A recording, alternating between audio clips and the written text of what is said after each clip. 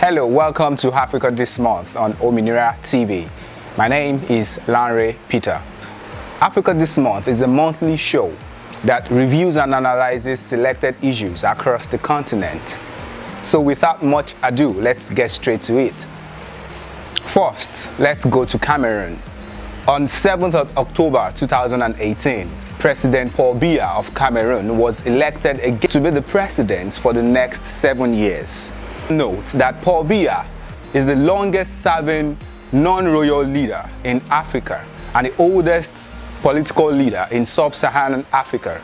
Paul Biya has been in the corridors of power since the 1960s. He started by being the Secretary General to the first president of Cameroon, Ahmadou Ahidjo, in 1968 to 1975, when he became the first Prime Minister of Cameroon. Having ruled as the President of Cameroon since 1992, Paul Biya's regime has been one of nepotism, cronyism, and abuse on human rights. With the election of the power-drunk old politician, when will autocratic regimes end in Africa? Now let's go to Nigeria, where the Nigerian Labour Congress has been at odds with the federal government about the issue of minimum wage. The NLC is demanding for an increase in minimum wage, saying that the Nigerian minimum wage is one of the lowest in the world, while the political office holder's wage is one of the highest in the world.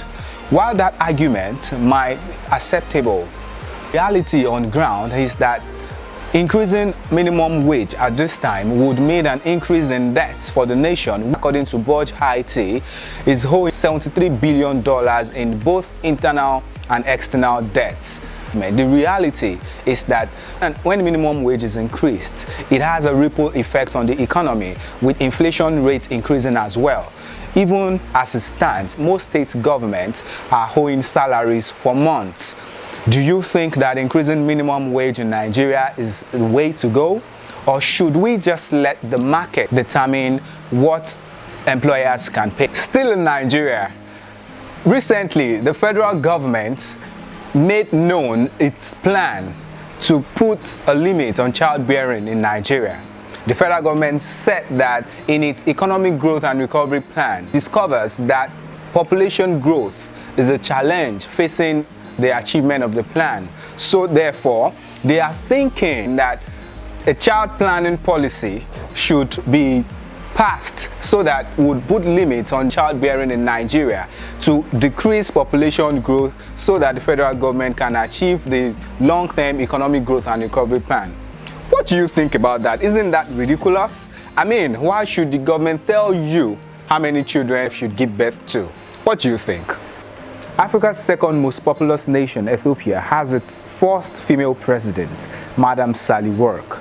But the news is, Ethiopia now has visa on arrival policy for all African countries to start on the 9th of November, which means that from the 9th of November, all Africans can travel to Ethiopia and get a visa on arrival.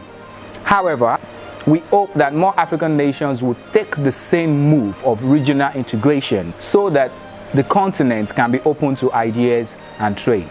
That's a wrap on Africa This Month, the October 2018 edition. We've talked about Nigeria childbearing policy, the minimum wage, President Paul Biya in Cameroon, and the new visa on arrival policy in Ethiopia. Thank you for watching Africa This Month on Ominira TV. Please join us again, and you can help us share this video. Follow us on social media at Ominira TV on Facebook, Twitter, and Instagram.